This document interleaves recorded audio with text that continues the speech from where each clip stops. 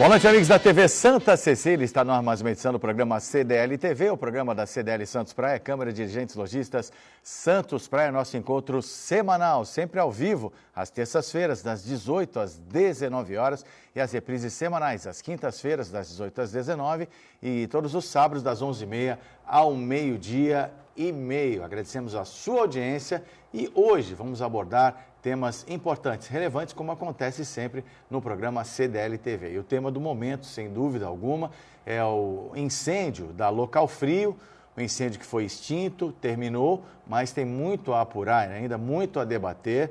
E hoje, uma vítima fatal, que tem indicação no seu laudo de problemas originados pela fumaça tóxica.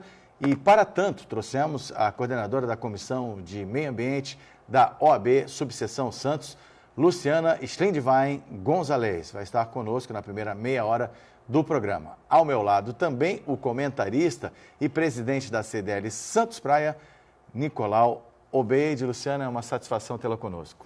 A satisfação é minha, agradeço a oportunidade. Nicolau, boa noite, volta com mais um programa. Boa noite, mais uma vez aqui aos nossos telespectadores e boa noite, Luciana. Boa noite. Um prazer tê-la de novo, né? De novo. Nós estivemos em outra emissora, agora aqui na Santa Cecília. Sempre então, bom. E você pode participar conosco, né? Inclusive respondendo nossos questionamentos, com a sua visão referente aos incêndios que aconteceram aí o ano passado, outra carga, agora Local Frio, dia 9 em Cubatão, um vazamento de gases também, que teve que evacuar a planta de uma fábrica. Nós temos que conviver com esse risco, claro, ele sendo administrado, né, com as devidas prevenções de todos os setores da sociedade, isso que nós vamos debater no programa de hoje, que aliás tem sua participação aberta pelo WhatsApp, 13 99782 9970, está aí na sua tela, telefone fixo 13 3289 9495. Ao final do programa, o sorteio de um par de ingressos para o Cine Rocks, cortesia do nosso amigo, o Toninho Campos. Então, Luciana, claro que o comitê, a comissão atua já há algum tempo, né? Explica para a gente mais ou menos como é que é o funcionamento dela. O funcionamento do Comitê Especial, que foi criado justamente por essa questão do dano portuário, ele visa a governança, visa a interlocução, visa otimizar soluções para esse tipo de casos graves, né, que envolvem sociedade como um todo, através do diálogo, porque nós sabemos qual é o custo e nós sabemos o quanto demoraria uma lide, uma ação judicial de pronto. Muitos dos pescadores, no caso da Ultracargo, entraram com a ação individual e perderam, justamente porque não houve esse diálogo anteriormente, como nós estamos desenvolvendo agora, com a participação de todos os atores diretamente ou indiretamente envolvidos. A própria CETESB, Ministério Público, os próprios afetados, autoridade portuária também, autoridades municipais também integram. Também, Prefeitura, Estado, Secretaria de Saúde, Secretaria de Meio Ambiente. Então, essa interlocução gera a possibilidade de um diálogo, de assumir compromisso. Então, esse é o maior legado do comitê, você conseguir assumir compromissos em tempos bem mais curtos do que numa briga, por exemplo, né? Agora, Luciana, inclusive, nós tivemos ocasião de repercutir, né, Nicolau, o nosso programa de rádio, daqui a pouco o Nicolau vai também interagir com a nossa convidada, com um médico fatologista, o Dr. Ricardo Camilo de Almeida, que nos orientou bastante sobre os efeitos da inalação da fumaça tóxica.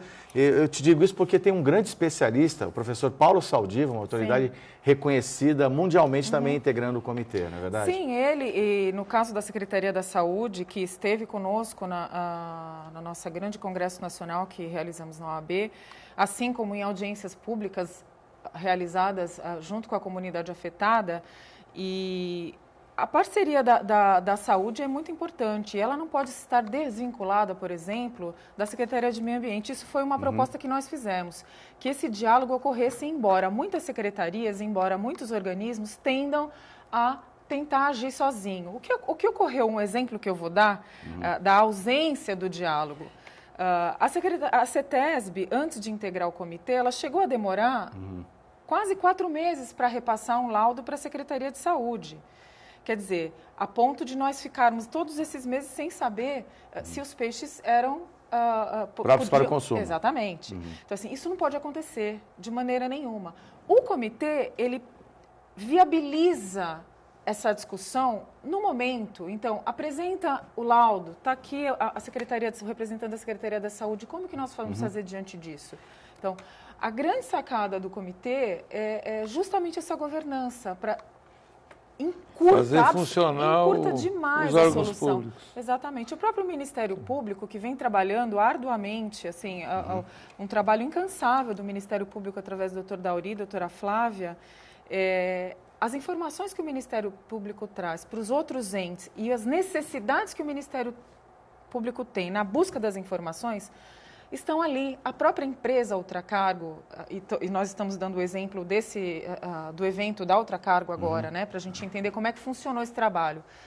A Ultracargo estava presente em todas as reuniões, estava lá representada, então foi muito mais fácil. Foi muito mais fácil. Porque até publicamente a empresa pouco ou nada se manifestou, mas no comitê, porque o comitê, claro, ele também traça metas e existe uma cobrança dos compromissos assumidos. Sim. A grande força dele está baseada nisso. É diferente, eu falo isso, Zé, porque assim, em matéria ambiental é muito difícil, existe um certo distanciamento do empreendedor na hora que ocorre um evento.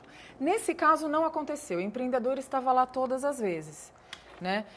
Mal ou bem, a hora que o representante da comunidade disse, olha, nós temos um problema, o Ministério da Pesca disse, nós não sabemos quem são os pescadores, o líder dos pescadores estava lá, bom, como vamos fazer para cadastrá-los? Cadastrou? A empresa vai ajudar a entregar as cestas? Sim, não, é agora, está em ata. Tá certo. Então, assim, essa otimização é fundamental e faz toda a diferença. Bom, agora, Luciana, já te passo o comando, Nicolau, porque eu tenho que tocar nesse tema agora, que é o tema principal, infelizmente, a novidade que para tudo que se trabalha para evitar, não é, que é em última instância, claro que o dano ambiental vai acabar causando consequências negativas para a população, acho que isso é o principal de tudo. Ao mesmo tempo temos um posto que é a força econômica da cidade e da região também, que tem que seguir em frente, né? Mas hoje, infelizmente, que nós tantos comentamos, né, Nicolau, no jornal, e creio que você também é de seus pares, né? Nós não tínhamos nenhuma vítima fatal. E me parece que hoje, né, faleceu em Jundiaí, a dona Leia Magalhães de Maria, 68 anos, e está aí no laudo, né? Que ela morreu por conta da inalação de fuligem e gases tóxicos. Como é que o comitê recebeu essa triste notícia? Então, o que ocorre é que nós sabemos... Às vezes a pessoa já estava meio debilitada, né? Sim. É difícil nós falarmos... É difícil. Que isso ocorreu por conta do evento. Mas é impossível nós não falarmos que existe um indício muito forte de que não só ela, mas de que todas as 200 e poucas pessoas foram atendidas nos prontos-socorros justamente por conta dessa fumaça. A questão da toxicidade, tem especialistas que vêm falar sobre isso com muito maior propriedade do que eu, mas independentemente do que for, para se ligar esse evento da morte da dona Leia ao vazamento, vai depender de muitas outras perícias, né? Por quê? Porque a gente vai estabelecer uma culpa por morte. Sim, né? porque é uma suspeita por Exatamente. enquanto, lógico, tem que se apurar, né? Mas uma suspeita... Quando a gente está tratando da suspeita, eu vou mais longe, Zé. Pois não.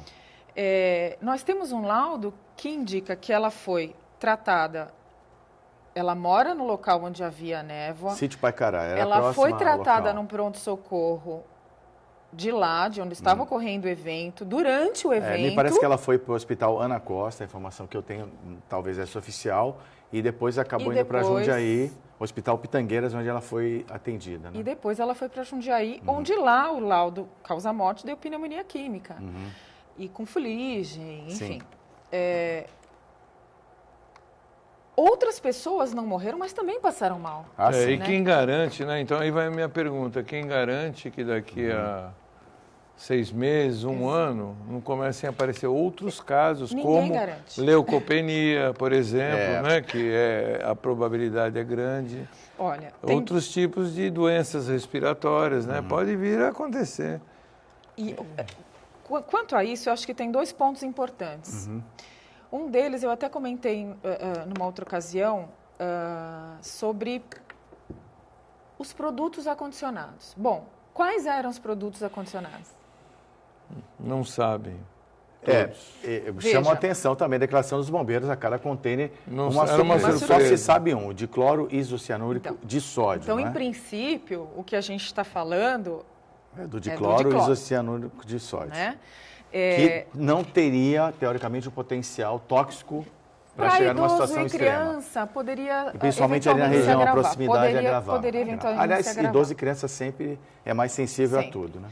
Agora, nós temos um indício fortíssimo dessa conexão, do que nós chamamos de nexo causal coincidente. Né? Mas, independentemente, existe a questão da culpa em matéria ambiental. Não estou falando agora da questão morte, estou falando da questão ambiental, que aí gera a questão da saúde da comunidade, né? Do coletivo. A pergunta que o Nicolau estava fazendo a si mesmo, né? E daqui 6 meses? É a mesma pergunta que eu fiz ao representante da Secretaria da Saúde e solicitei formalmente em audiência pública que fossem publicados editais, por ocasião da Ultracargo, já isso foi em maio, para que fossem descritos os critérios de aferição da saúde dos moradores. Porque não adianta dizer, olha, nós vamos averiguar a saúde de tanto em tanto tempo. Aquilo que foi falado, tá, como? Como que você vai convocar os moradores? Como que isso vai ser agendado? Como que essa aferição, como a gente vai saber daqui 6 meses como estarão os moradores do entorno? É verdade. Exato. Isso é algo que precisa ser definido, não pode estar incerto. Isso foi uma proposição nossa. Em casos de países como que aconteceram com vazamento, óbvio, muito mais grave, vazamentos de produtos radioativos, né? Como aconteceu na União Soviética, como aconteceu até nos Estados Unidos, chegou a acontecer uns 20 anos atrás, mais ou menos. E a periodicidade que era feita os exames, e ficaram durante 5, 6, até 10 anos fazendo exames contínuos à população e verificando se havia incidência ou não de algum tipo de dano, né? Aqui não existe nenhum programa para que se faça isso. Então, para que se tivemos aí o incêndio da Ultracargo, conseguiram acabar com o incêndio depois de alguns dias, né? Um incêndio parece que foi o mais longo do mundo, foi né? Bastante, né? Acho que foram 14 dias de incêndio, o mais longo do mundo, né? Segundo, acho que só teve um a mais do que esse. E aquela fumaça constantemente, né? A sorte, não diria, posso dizer a sorte, né?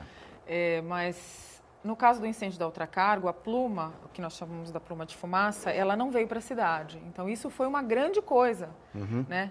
Então nós não tivemos notícia nenhuma do como aconteceu no Guarujá. Mas morreram vários peixes e os peixes morreram de que causa? Até hoje não se sabe disso. Não, sim, se sabe. A questão sabe. A questão foi o aumento da temperatura da água, que se deu. Não, tudo bem, até isso aí eu concordo, mas eu acho que houve um distanciamento da morte dos peixes. E a temperatura não estaria... O que eu falo de distanciamento é que morreram peixes em outras praias. Então, mas o que ocorreu? A temperatura não teria como chegar tão alta naquelas regiões onde morreram os peixes. Então desconfia-se que tinha algum produto... Tinha, também. Que isso também foi exatamente. Aliás, está em questão agora também, né? A água utilizada, também então, contaminação. O que isso? Eu só estou relatando tudo isso, eu não sou nenhum especialista nesse assunto, mas estou relatando. E isso não vai trazer, será que consequências àquela comunidade dentro de algum tempo, ou talvez a longo prazo, não a curto prazo, porque nós somos assim muito imediatistas aqui no Brasil, né? Aconteceu, não morreu ninguém, pronto, está tudo resolvido. Não é assim. Como eu já disse, não é mais o caso. Não é, já morreu alguém, né? Não, tudo bem. Também já é algo irrecuperável, né? Então, uma vida humana não tem mas como, normalmente, que nem o caso da Ultracargo, apagou-se o incêndio, está tudo bem, não morreu ninguém, está tudo resolvido. Não é assim. Não é consequências assim. Virão, eu acredito que virão. Aliás, então, até a professora e doutora disse que, quanto ao Ultracargo, na audiência pública de 14 de dezembro, foi decidido que o Ministério Público vai demandar judicialmente contra a empresa, né? Sim, o Ministério Público declarou já nessa audiência pública que ajuizará a ação civil pública. E nesse caso, Nicolau, a dúvida que você tinha, com certeza estarão nesse processo o que foi apurado, não só o indício, né, de que havia, como a gente estava conversando, Zé, existia uma mobilização nos tanques no dia anterior ao incêndio. Isso já é um vídeo que já todo mundo conhece. Então, existe o indício de que havia alguma coisa nos tanques, havia um manuseio, esses tanques foram manuseados um dia anterior. Em relação aos danos ao bioma, né, aos peixes, estuário e à vegetação e à comunidade que sobrevivia desses peixes, existe isso e vai ser objeto da ação, com certeza. Mas a justiça no nosso país é muito lenta. Por isso a gente estava tentando resolver. Eu não quero entrar nesse mérito. Eu não vou entrar, eu sei justamente agilizar por meio do entendimento, né? Um pacto, celebrar um pacto para minimizar os riscos que são inerentes à atividade portuária. Olha, hoje nós comentamos, se me permite, Pois não. Hoje nós comentamos um assunto até na rádio, nosso programa Bom Dia. Posso fazer uma propaganda aqui, Zé? Dessa vez passa, vai. Pode fazer. Nosso programa aqui da CDL, que parceria com a Santa Cecília, Bom Dia 107,7. Convido você, Luciano, a ouvir o nosso programa também. Já convidei também, assim que a gente tiver mais dados sobre o posicionamento da CETESB e a gente fazer uma análise mais só o horário precisa do caso. O horário é que é das 7 às 8 da manhã, né? E hoje nós falamos sobre o avião, né, que caiu do Eduardo Campos, né, que graças a Deus também, Santos, nesse aspecto damos sorte, né, que não houve nenhuma vítima fatal, e os danos causados materiais.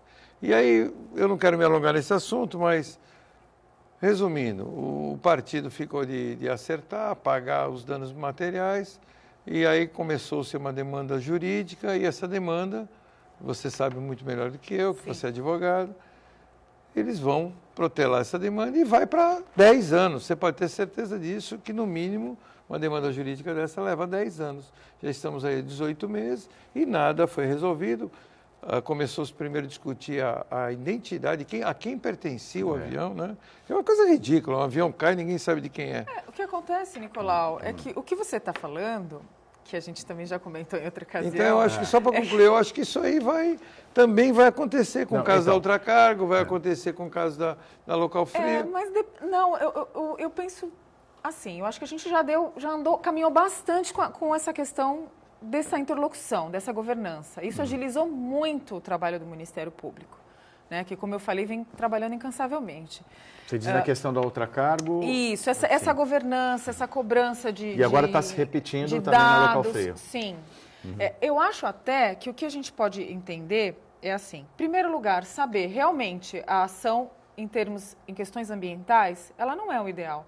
Às vezes nem entre particulares, ela realmente demora mais. Nessa questão do avião, do Eduardo Campos, aqueles que fizeram um acordo já receberam. Já. Não, aqueles não, porque, pelo que eu saiba, um único acordo. Eu acho que foram 2 ou 3.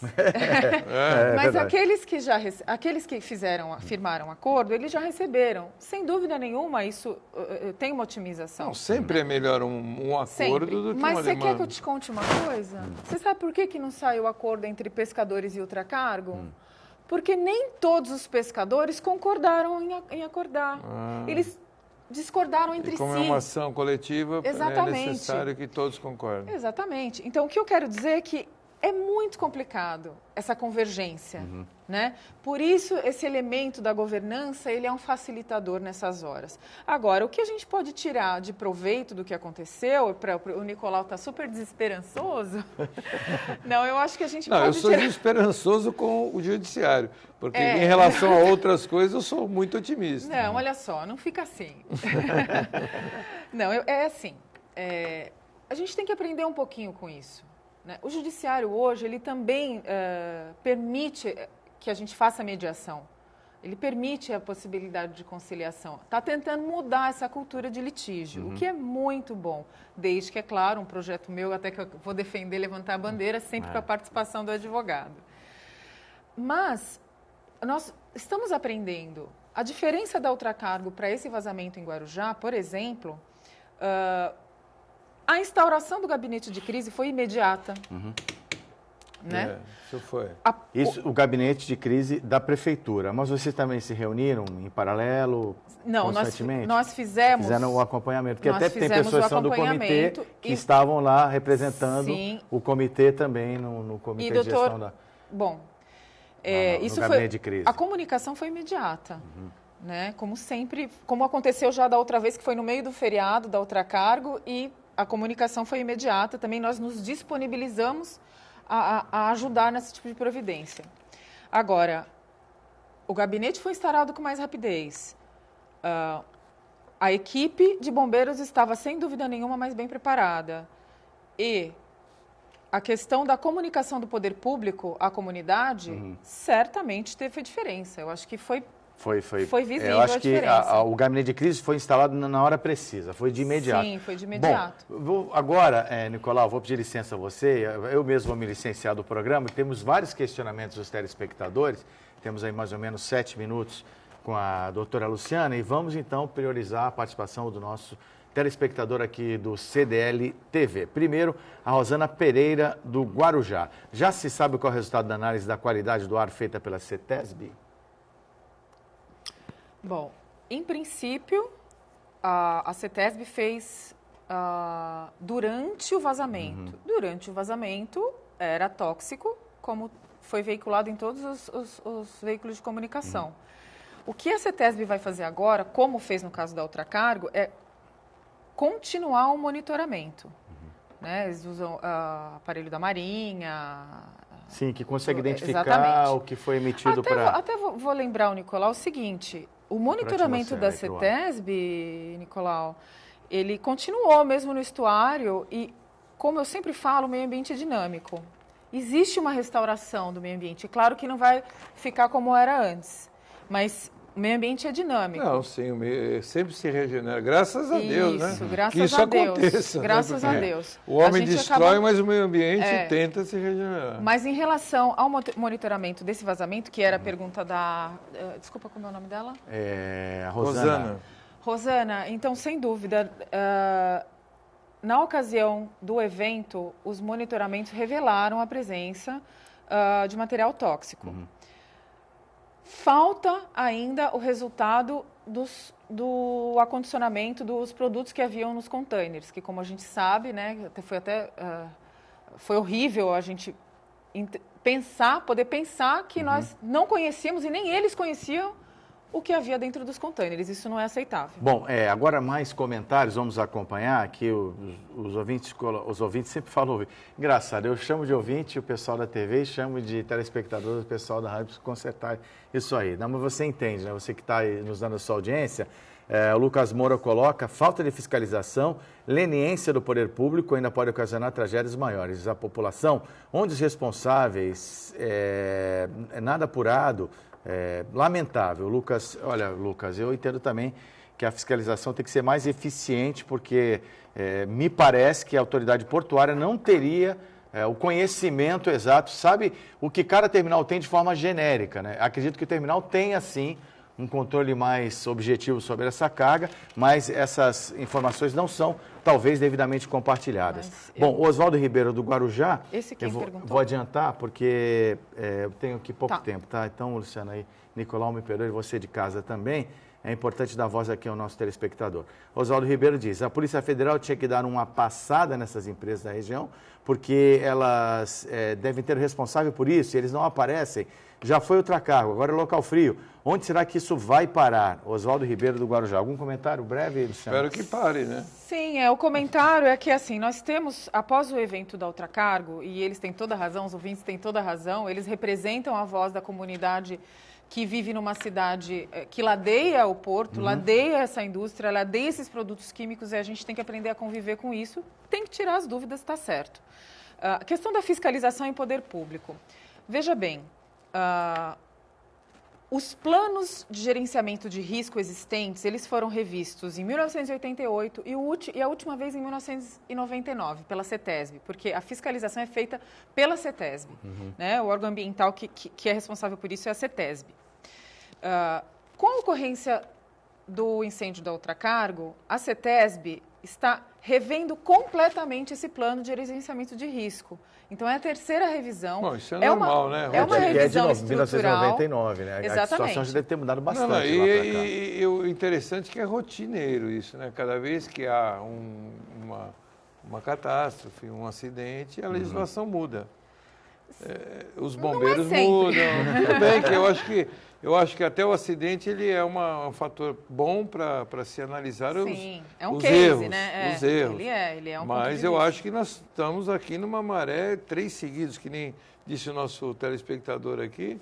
E fora os incêndios, que nós não citamos ainda os incêndios de açúcar, né, que tivemos no Porto. Então, mas isso tudo está sendo objeto. Muitos e agora acidentes seguidos, né? E ainda bem, sem praticamente até hoje vítimas, né? Hoje tivemos provavelmente hoje tudo indica a suspeita. Mas sem nenhum tipo de uma morte sim. Porque nós não temos, viu, Luciano? A doutora falou, nexo causal aponta para isso. Mas nós não temos nem, vamos supor, um acidente que cause um número significativo de vítimas, não temos nem condições de atender a essas vítimas em Santos. Não temos hospitais para isso, não temos ambulâncias para isso, não temos médico para isso, não temos nada para isso. Olha, então, acho que total falta de estrutura nós temos, ainda bem que o homem lá de cima tem olhado para nós em relação a isso. Mas ele está dando sinais, né? Ele está no comitê, está avisando. Também, né? Não fiquem abusando, vocês estão abusando. Ele tá dizendo assim, olha, o gato subiu no telhado. Vocês estão abusando. Não dá. Mas assim, especificamente, coisas que foram pontuadas e necessidades que estão sendo revistas e são objeto de um dos nossos objetivos no comitê, que é o estudo e aprimoramento da legislação para prevenção, partir do princípio. Nós convivemos porto-cidade. Não dá para correr esse risco que nós estamos correndo. A gente precisa melhorar isso. Porto é necessário? bem por aí. É necessário. Desenvolvimento é necessário? Absolutamente necessário. Nós existimos por conta do porto. Né? Não só a nossa região, como nacionalmente o porto Aliás, todas as áreas que tem porto tem que fazer esse balanço, não é? Por causa do porto. Essa adequação, né? Você Agora, manter... não dá para conviver da maneira como está. Não é suficiente. As regras hoje não são suficientes. O que nós estamos fazendo? A Carta de Santos, que o CREA elaborou no evento, excepcional, elas convergem, elas dizem exatamente aquilo que as pessoas, os técnicos da ABLT, os engenheiros, os químicos, todos que participam do comitê, todos esses técnicos dizem a mesma coisa. Olha, maneira de acondicionamento precisa de melhor fiscalização, a comunicação dessas empresas com o poder público precisa ver uma linha direta. Eu acho que é por aí, já começa a melhorar. Que a prefeita fala, nós pedimos a Ultracargo, não estou criticando a prefeita não, ela fez o papel dela. Ela está dizendo, a Ultracargo, pedimos que ela nos envie o que tem naquele terminal. Não digo que seja até do âmbito do governo municipal, porque é uma área portuária, já tem outra jurisdição, não é? Até era área retroportuária, não sei exatamente como funciona, mas alguém tem que ter. Alguém tem que ter e controlar para você ter protocolos de combate e também para você, de repente, não abrir um contêiner e falar, e aí, joga água, nesse não. É complicado, isso é bem claro. Isso é básico. Exato, é o básico, não dá para acontecer. Precisa melhorar. Não dá. O fornecimento, esse fluxo de informações dos terminais em relação à sociedade, de alguma forma tem que melhorar e ser normatizado. Com certeza. Bom, vamos lá. A Sandra Nascimento de Santos, ela diz o seguinte, acidentes acontecem, mas está se tornando constante em nossa região. Precisamos cobrar de nossas autoridades, como a gente colocou agora, mais fiscalização e pessoas com conhecimento no assunto. Até creio que há pessoas com esse conhecimento. Não podemos ficar à mercê de tanta incompetência. Depois que acontece a desgraça, vidas humanas são ceifadas, vira notícia uns dias e tudo volta ao normal e ninguém faz nada até acontecer novamente. Sandra Nascimento de Santos. Sandra, a gente está aqui reunido fazendo um pouco da nossa parte para que as coisas não fiquem no campo da conformidade. Mas, infelizmente, no país, muitas coisas têm um comportamento que a Sandra realmente está certa em colocar. E, finalmente, a Natália Petrec, de São Vicente, os danos causados impactam diretamente na natureza e na população por muitos anos. Aliás, dependendo do produto que estamos respirando, danos irreversíveis. Desse jeito, com acidentes que prejudicam a nossa fauna, não vai sobrar mais nada. Obrigado, Natália. Fica só um puxão de orelha da minha parte, não é? Que as pessoas, até com o intuito de ajudar, tenham muito cuidado com o que publicam, né, nas redes sociais, mandam pelo WhatsApp. Claro que também foi uma uma informação que não surgiu das redes sociais. A princípio se falou em amônia. Nossa, o impacto de uma emissão de amônia na atmosfera, gente, é sem precedentes. É algo muito mais grave. Então, isso pode gerar um efeito indesejável. Então, muito cuidado. Nós vamos até fazer um programa para debater essa questão da proliferação e também da difusão errada de informações via rede social, porque isso acontece. Por enquanto, agradecemos a doutora Luciane Schindwein Gonzalez, da comissão, coordenadora da Comissão de Meio Ambiente da OAB, subseção Santos. Muito obrigado, foi um prazer tê-la aqui conosco. Eu que agradeço Zé, Nicolau. Obrigado. Digo que não foi esquecido, nada foi esquecido, a gente está trabalhando duro lá. E sucesso lá. E agradeço a todos, muito obrigada. Nicolau? Muito sucesso, né? Espero que o seu trabalho tenha bastante reflexo aí em torno de todos esses problemas que nós estamos tendo. Vamos transformar essa sociedade. Exatamente. E fica um convite aberto para o programa de rádio, Bom Dia 107,7, dentro desse contexto. Se você quiser também nos indicar fontes abalizadas para discutir o tema, fazemos questão, é o nosso dever como jornalistas. Vamos, a união faz a força. Muito obrigado, boa noite. Nicolau continua comigo. Daqui a pouquinho o secretário de Gestão de Santos, Fábio Ferraz, vai participar conosco do CDL TV. Rapidinho a gente volta já já. Deixa eu sair um pouquinho aí, pessoal.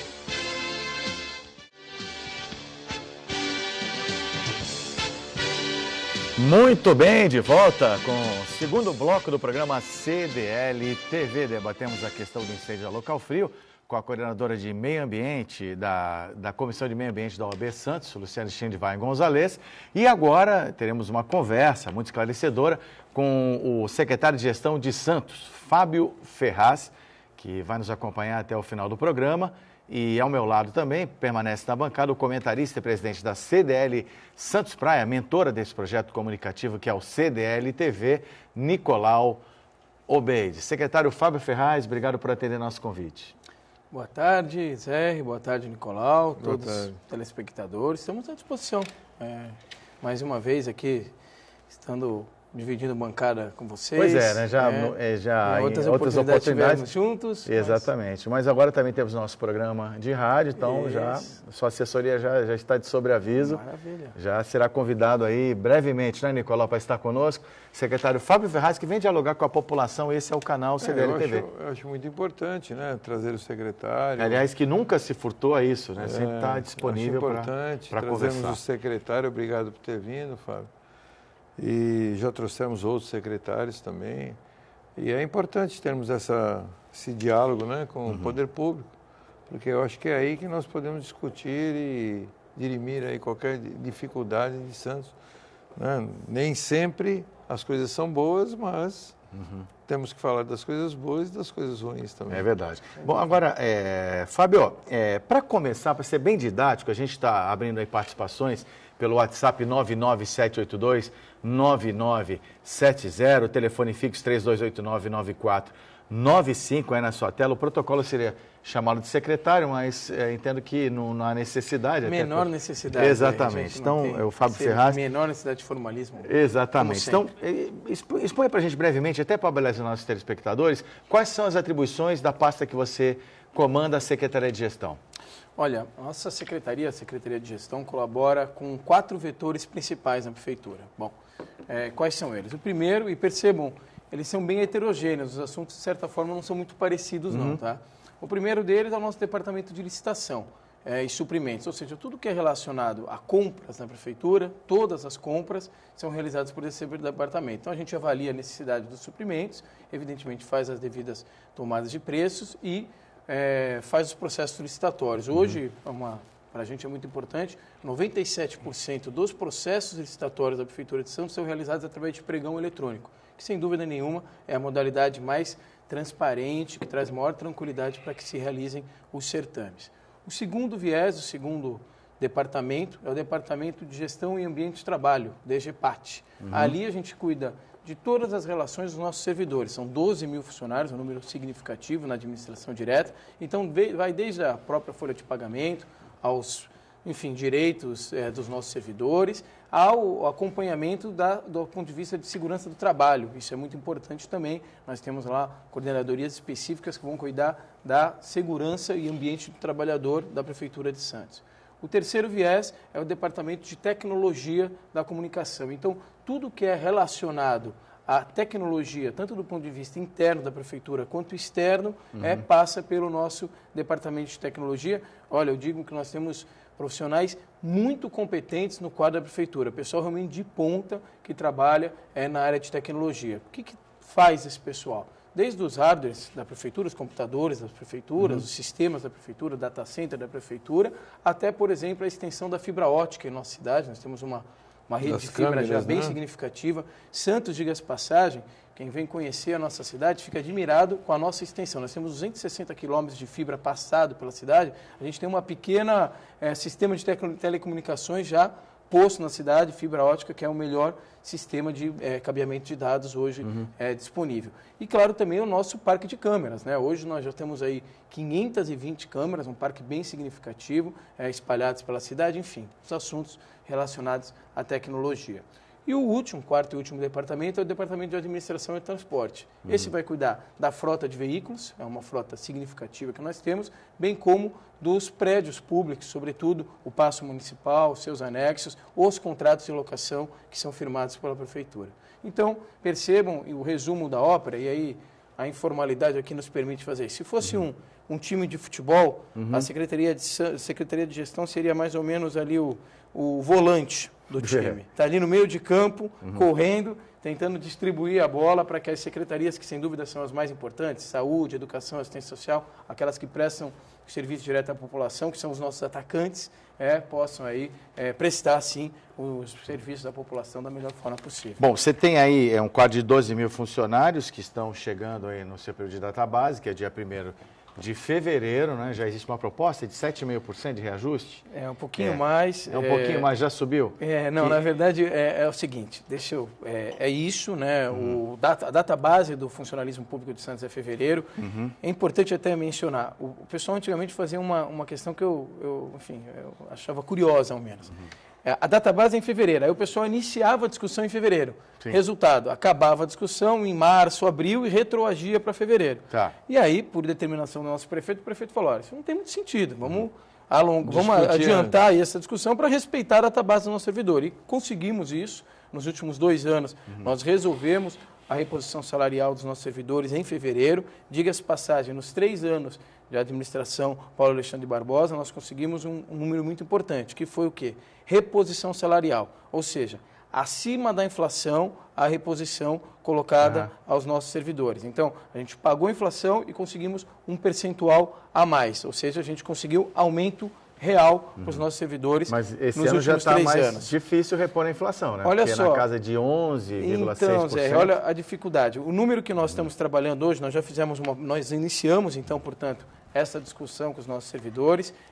Já no mês de dezembro também há de se ressaltar o empenho e a compreensão por parte dos 2 sindicatos, que já em dezembro trouxeram a sua pauta, isso foi importante, permitindo que agora em janeiro a gente já iniciasse o diálogo, a conversa. Já tivemos aí 2 reuniões com cada um dos 2 sindicatos. Só para te interromper, eu não estou fazendo juízo de valor não, tá? Acho que até o funcionário até merece, né? Acho que todo trabalhador, dentro do possível, deveria ter o seu reajuste que fizesse frente à inflação. Mas, como você disse, só estou pontuando que esse ano talvez a questão se prolongue um pouco mais. É isso que a população quer saber. Porque o funcionalismo afeta a vida da cidade como um todo, de todos os munícipes, né? Casos de paralisação, principalmente. Então, eu te falei em 7,5%, você falou que é um número maior. Isso, então vou resumir bem aqui a questão. Então, o que acontece? É muito importante só fazer uma breve menção.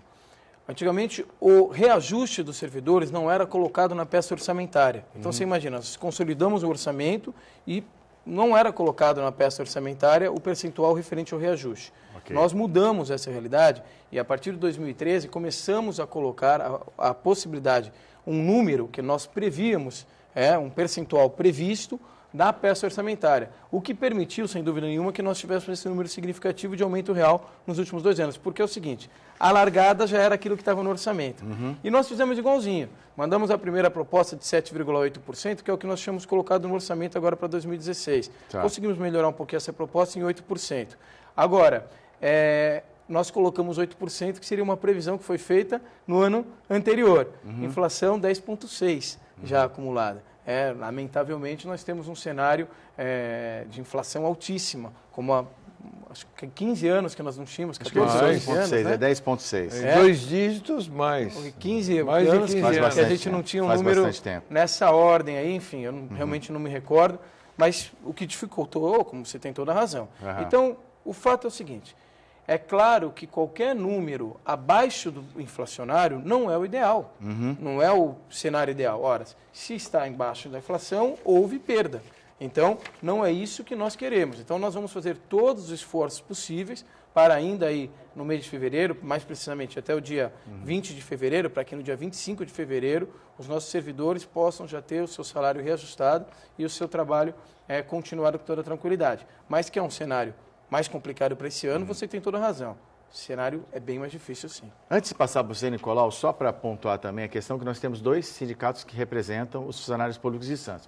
O Sindesc, que é dos estatutários, e o Sindserv. Eu tenho informação que o Sindesc já aceitou a proposta de reajuste da Prefeitura e o Sindserv ainda está em aberto? É por aí? Confirma essa informação? Não confirmo. Ainda está caminhando. Nenhum dos 2 sindicatos formalizou a sua aprovação. Na verdade, a gente tem a notícia que hoje o Sindserv realiza uma assembleia e, salvo me engano, no dia 19, o pessoal do Sindesc realiza a sua assembleia, mas não temos aí a aprovação por nenhum dos 2 sindicatos das propostas que foram formuladas até o momento.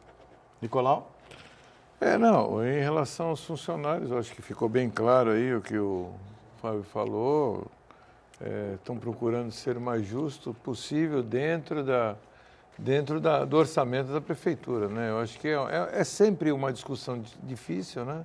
Funcionalismo, espero que isso não gere nenhuma paralisação futura, porque o prejuízo sempre é da população, né? Agora, e o planejamento aí para o ano de 2016 aí, em relação ao cartão cidadão tão falado, que nós tínhamos falado, né? Nós somos aqui uma Câmara de Lojistas, comércio, e nós falamos aí desde o primeiro mandato aí do início do mandato do prefeito Paulo Alexandre, nós conversamos sobre isso, né? E não há condições de a gente conseguir deixar mais o dinheiro aqui dentro do comércio, dentro da cidade de Santos, fazer com que esse funcionalismo mesmo gaste o dinheiro, tenha uma condição melhor de gastar o dinheiro aqui dentro da cidade? É verdade, Nicolau. Nós tínhamos a intenção de realizar um cartão... Eu acho que, desculpe te interromper, eu acho que Cubatão conseguiu fazer isso. Veja... São Vicente chegou a fazer na época do Márcio França, se não me engano. É só importante a gente deixar alguns pontos claros. O cartão do servidor do município de Cubatão, ele tem uma lógica bem diferente da que nós discutíamos aqui, do que nós entendíamos um cartão para o nosso servidor de Santos. Por quê? A Prefeitura de Cubatão diagnosticou que parte significativa dos seus servidores não gastam o seu salário na própria localidade, em Cubatão. Acabam consumindo seus produtos, seus serviços em outros municípios da nossa região, aqui mesmo em Santos, São Vicente, Praia Grande, enfim, em outros municípios. E aí a Prefeitura fez um estímulo, depositando um recurso a mais num cartão, desde que esse cartão fosse gasto no comércio local. É uma ação importante, sinceramente, eu acho que até uma ação, numa primeira visão, acertada do município, que estimula o comércio local. Que, por sua vez, o dinheiro volta também para o comércio. Volta, claro, os tributos arrecadados pelos comerciantes locais, evidentemente, guarnecem os cofres da Prefeitura, no caso de Cubatão. Agora, a lógica que nós tínhamos buscado aqui em Santos era um pouquinho diferente. O que nós buscamos e dialogamos aí, e o CDL foi extremamente receptivo à ideia, e aqui rendo todas as homenagens pelo apoio que foi dado ao CDL, e vou resumir bem. A ideia era que nós consolidássemos um cartão em que nós tivéssemos uma rede conveniada, justamente dos comerciantes locais, que permitissem aos nossos servidores descontos, benefícios, enfim, gerados diretamente através do pagamento do cartão. E qual a vantagem para o comerciante em gerar esse benefício? A garantia do débito direto na folha do servidor, ou seja, o servidor público ele tem a estabilidade. É uma garantia, uma consolidação muito forte para o comerciante saber que vai receber com débito direto em folha. Isso seria aquela famosa relação ganha-ganha, né? E nós teríamos aí um aplicativo, né, que faria com que isso tudo funcionasse. Nós realizamos todos os procedimentos e iniciamos um procedimento licitatório. por demanda de uma empresa de tecnologia, o Tribunal de Contas do Estado se manifestou desfavorável a essa construção. O resumo do parecer do tribunal foi que o município ele não pode, e nesse caso o entendimento do tribunal foi que o município estaria realizando uma operação de crédito. E o município não é um gestor de crédito apto a realizar esse tipo de operação. Pessoalmente, eu discordo do posicionamento do tribunal. É uma ideia boa. Vale a pena tentar se achar um caminho, né? Um meio termo. Exatamente. Mas também aquela história, fazendo, como eu disse, a informalidade nos permite ser bem direto. Temos que ter juízo. Se o tribunal disse para não fazer, não vamos fazer. Pode ter as contas. Até porque no setor público você não pode fazer nada. Exatamente. Então, o que é? O Zé matou a charada pelas aqui. Condições legais. A gente tem que prover uma discussão com o tribunal, junto com os comerciantes locais e capitaneados aí pelo CDL, que é importantíssimo, como um ator que faz com que essa estruturação do comércio seja verticalizada numa agenda única, para, de repente, rever esse posicionamento do tribunal e nós conseguimos fazer isso, porque eu acredito que realmente seria muito bom para os servidores públicos e muito bom para o comércio local, óbvio, portanto, muito bom para a cidade. Então, estamos aí totalmente empenhados em tentar reverter esse quadro nesse ano de 2016. Bom, secretário Fábio Ferraz, vamos às participações dos nossos telespectadores. Obrigado a você de casa. No final do programa, vamos sortear um par de ingressos do Cine Rocks, cortesia do nosso grande amigo Toninho Campos.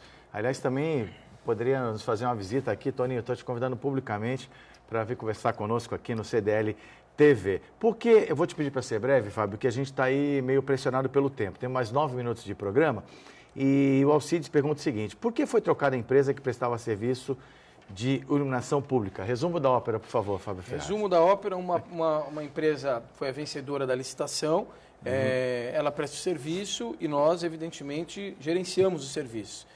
Essa empresa, nós acumulamos um número de cerca de 300 inscrições na ouvidoria de munícipes que simplesmente relatavam o seguinte: a lâmpada não está funcionando. Tudo bem. Aí a gente mandava para a ouvidoria, pela ouvidoria a empresa falava, não, está. Aí a gente ia lá no mesmo local e via que a lâmpada não estava funcionando. Então, para ser bem... bem direto, né? Eu vou ser o contrário, eu vou ser indireto. Tá bom. Alguma informação não estava boa nessa situação, entendeu? Então, o fato é o seguinte, agora sendo bem direto, como gestor do contrato, a prefeitura tem que responsabilizar e fazer que o contrato seja cumprido. Se a empresa não cumpre o contrato, como de fato não vinha cumprindo, nós notificamos a empresa uma vez, 2 vezes, na terceira, evidentemente não houve outro caminho a não ser a rescisão do contrato. E aí, naturalmente, chama-se o próximo no certame, ou seja, o próximo que tinha na lista da licitação pública, uma empresa que até onde consta melhorou o serviço, tanto que os números de ocorrências na ouvidoria baixaram significativamente e, sobretudo, as informações passaram a ser verossímeis. Então, está funcionando, está funcionando, não está funcionando, não está funcionando. O que a população não aceita é que você recebeu um retorno, olha, a luz está acesa e o cidadão está vendo em frente à casa dele a luz apagada. Aí não dá. Então, é o descrédito total da prefeitura. A prefeitura ela tem que tomar todas as suas providências. Nesse caso, foi rescindir o contrato com essa empresa, enfim, que não estava prestando um serviço a contento. Fábio, eu vou aproveitar a Marta Alves, nosso ouvinte muito antenado, né? Ele antecipou vários temas da nossa pauta, né, que a gente previu aqui, e a gente vai acrescentar nas colocações do ouvinte, a Marta Alves de Santos. Ela colocou o seguinte, até chegou mais uma perguntinha aqui, deixa eu voltar para a pergunta da Marta Alves, que até está dentro do escopo do questionamento do Nicolau em termos do planejamento desse ano. Ela tem a dúvida sobre serviços públicos, concursos públicos, aliás, tem em andamento, o certame de inscrição até 15 de fevereiro. Prestando concurso público e passando, em quanto tempo a pessoa é chamada para ingressar no quadro de funcionários da Prefeitura? A Marta Alves de Santos, você responde a Marta e também já faz essa prestação de serviço que tem aí um concurso para acontecer. Ótimo. Então, Marta, é o seguinte, nós ao todo já abrimos 2 editais de concursos públicos nesse ano e nós abriremos 4, ainda no mês de janeiro, portanto, os outros 2. Quais são os 4 concursos públicos de forma bem geral? Abrimos o primeiro edital, que é os profissionais da educação, então, os professores, enfim, outras atividades relacionadas à educação. O segundo, que nós chamamos de nível superior, então são os profissionais com nível superior, com uma inovação, esse concurso, os advogados, nós estamos abrindo um concurso para advogado, terão uma prova específica, sairão para ter conhecimentos específicos, assim como os professores também, eu deixei de mencionar no primeiro edital. Abriremos agora até o dia 22 o terceiro e o quarto edital. O terceiro nós teremos os que nós chamamos operadores de manutenção predial e manutenção em geral. Então, nós teremos aí principalmente os profissionais vinculados à Secretaria de Serviços Públicos. Então, vários profissionais de diversas atividades relacionadas a isso. E o quarto, o de nível médio e alguns cargos também de nível superior. Ao todo, serão 456 vagas abertas com esses 4 editais e são 80 categorias profissionais, ou seja, 80 tipos de cargos ao total. A nossa expectativa é terminar o concurso, se não tivermos nenhum tipo de recursos, ou enfim, coisas que demandem aí mais tempo, finalizar o recurso, homologar o concurso em maio desse ano. Homologado o concurso, nós temos um prazo de 1 ano para prover o chamamento. Por conta da legislação eleitoral, a partir do dia 3 de julho, o prefeito não pode nomear mais ninguém. Então, se nós conseguimos... Está aqui a pergunta, né? Isso, da Marta, né? Isso. Então, o que tempo diz... período médio? Tem que ser chamada até 3 de julho ou então só no ano que vem? Isso, aí só ano que vem. Então, veja bem... Por causa da eleição, né? Homologamos o concurso, como falei, em maio. Nós começamos a fazer os chamamentos para suprir essas 456 vagas. Fatalmente, não serão todas supridas até 3 de julho, isso é um fato. Mas nós proveremos o chamamento após o exercício, o que nos permite a legislação eleitoral. Isso realmente terá que ser interrompido por conta da legislação eleitoral, retomando no ano que vem. Mas, ou seja, Marta e demais telespectadores, evidentemente que vale muito a pena fazer o concurso da Prefeitura, como disse, 456 vagas abertas. De repente, não forem todos chamados ainda nesse primeiro semestre, fatalmente serão chamados no primeiro semestre de 2016. Portanto, convido a todos a adquirirem aí as informações necessárias. Todos os dados estão no site da Prefeitura, no Diário Oficial, o edital do concurso, e participarem dessa oportunidade que a Prefeitura de Santos disponibiliza. Ok, Fábio, você já me atendeu, agora vou pedir para ser mais breve ainda, porque o relógio está correndo, o tempo está correndo, né? E tem uma questão aqui também que estava na nossa pauta, né? Com a inauguração da UPA Central, será desativado o PS Central ao lado da Santa Casa. E o Hospital dos Desenvolvedores, será inaugurado quando? É a Débora Correia. Débora e demais telespectadores, o Hospital dos Desenvolvedores é um grande ganho que a Prefeitura trará à população. Eu digo que nós teremos aí, ao final desse ano, um novo modelo de saúde. Lembrando, nós temos 10 policlínicas em obras, algumas são, remodelamento dos equipamentos, outros são obras novas, e nós temos já uma UPA inaugurada e a previsão de inauguração das outras 2 UPAs, a UPA da Zona Noroeste e a UPA da Zona Leste, substituindo os 2 prontos-socorros. E o Hospital dos Estivadores, com seus 223 leitos, vai coroar esse sistema num todo. A perspectiva é de inauguração. O hospital ele será inaugurado em partes, mas a primeira parte ainda no primeiro semestre desse ano. Ou seja, as obras estão sendo acabadas agora, até o final de fevereiro, máximo março, as obras são encerradas. Nós já estamos agora promovendo os últimos detalhes para promover o edital de chamamento público, para trazer uma entidade de organização social que esteja interessada em fazer a gestão do equipamento. Então, junto com o término das obras, a contratação da organização social que fará a gestão compartilhada junto à Prefeitura. A Fundação ABC Saúde, né? Não. A Fundação ABC ela ganhou o certame da UPA Central. Ok. Agora nós vamos realizar o certame para um chamamento público para o Hospital dos Estivadores. Mas esse certame não é sob coordenação da gestão, seria a Secretaria de Saúde que faz esse tipo Não, é uma comissão, a Comissão de Publicização da Prefeitura, que tem essa tarefa. O prefeito me incumbiu pessoalmente essa responsabilidade, eu presido essa comissão, junto com outros secretários que compartilham dessa missão de fazer com que a gente faça esse chamamento público. Então, essa comissão elabora, realiza esse chamamento público e aí depois o contrato, sim, é assinado pela Secretaria de Mérito. No caso da Saúde, a Saúde assina o contrato. Bom, a dona Arlene Tararé ligou para a gente, ela falou muita coisa, ela vai resumir aqui, a Cláudia lá que cuida do atendimento telefônico, né? Obrigado, Cláudia. Bom, a dona Arlene está muito brava, está indignada com a falta de fiscalização, remete mais ao primeiro bloco do programa em relação aos incêndios. Vamos esperar mais pessoas morrerem para tomarem uma atitude? Obrigado, dona Arlene. Essa aqui vamos, curto e grosso, hein? Vamos simplificar. Secretário, o VLT sai antes das eleições? Que é uma obra do governo do Estado, né, da Prefeitura. Essa tem que perguntar para o pessoal da MTU. Agora, eu acredito muito no governo do Estado. A gente já tem o início das atividades programadas agora para o dia 31 de janeiro. É verdade que as atividades entre o Terminal Barreiros e Pinheiro Machado, ou seja, ainda não contemplando os 10 quilômetros finalizando no Porto, mas no Porto e na Conselheiro Nébias, né? A perspectiva é que as obras agora, a gente está acompanhando as obras, a gente está vendo, as obras estão indo a todo vapor. Agora as obras, principalmente ali no trecho da Francisco Glicério, o polêmico trecho da Francisco Glicério, nós já estamos vendo aí as obras acontecerem. Então, início da atividade cobrada, efetivamente, agora, dia 31 de janeiro, até Pinheiro Machado, e o calendário da MTU coloca as obras consolidadas até o final desse ano. Portanto, imaginamos que no final desse ano nós tenhamos já o VLT operando até Conselheiro Nébias e até o Porto, chegando no seu CCO. Diga-se passagem, o Centro de Comando Operacional do VLT no Macuco, as obras estão muito bacanas, vale a pena até, existe até... Você sabe da previsão para o CCO estar pronto? Ele funciona a partir de fevereiro agora, parece que ele já começa a funcionar para poder monitorar operação comercial, as atividades. Aliás, já deveria existir o CCO, claro. Bom, então, se o Robson perguntou das eleições, o secretário falou até o final do ano, então a resposta é não, né? Nicolau, sim ou não? Não. Rapidamente, hein? Não tem tempo. Sim ou não? Sim ou não? De quem? Essas eleições? Funcionando antes das eleições.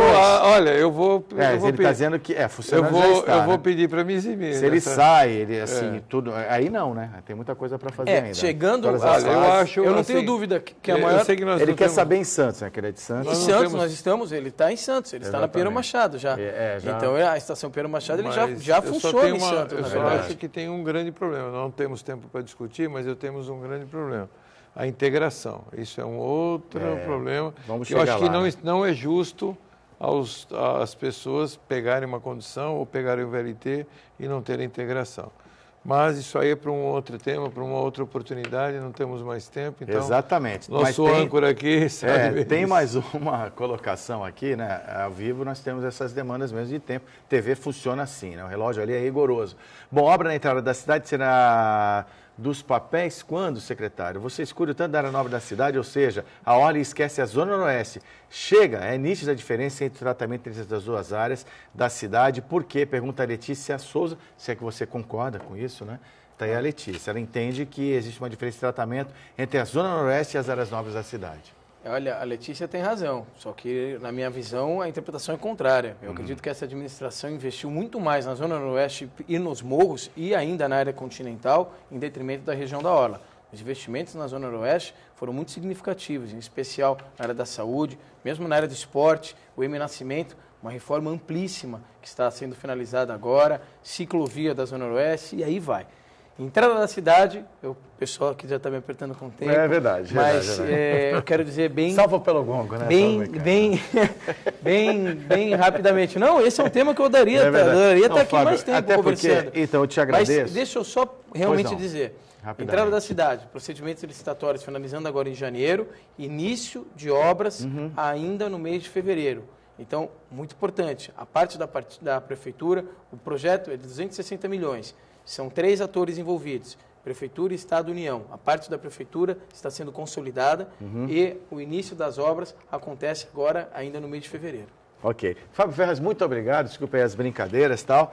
E foi um prazer ter você conosco. Aguarde nosso convite para o Bom Dia 107,7, nosso programa de rádio. Sempre convidado, com todo prazer, estaremos próximos. E eu que agradeço a possibilidade de estar conversando com vocês, com os seus pescadores. Muito obrigado, Nicolau. Amanhã às 7 da manhã, ao vivo na Santa Cecília FM. Quem ganhou o par de ingressos de cinema, por favor, pode se despedir também, Nicolau. Não, que isso, fique à vontade. Os nossos telespectadores aí. Então, quem ganhou o ingresso de cinema foi a Sandra Nascimento. A produção vai entrar em contato. Obrigado, Nicolau, Fábio Ferraz, a nossa equipe técnica, a nossa produção. E até a próxima, se Deus quiser.